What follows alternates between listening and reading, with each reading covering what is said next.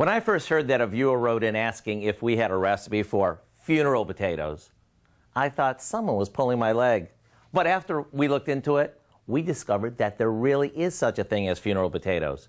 You see, they originated in the Northwest as a dish that traditionally was served after a funeral to bring comfort to all those who were grieving. And talk about comfort. Let me show you our version. We start by sauteing some chopped onions in a bit of butter, just until they're softened. Now, we combine a package of frozen shredded hash browns that we thawed, and if you want, you can even use the ones that come refrigerated, along with a can of cream of celery soup, some sour cream, shredded cheddar, and a few seasonings. And we'll add in our cooked onions. After we mix this up, we pour it into a baking dish and top it off with some crackers tossed with a bit of butter. This is the best part.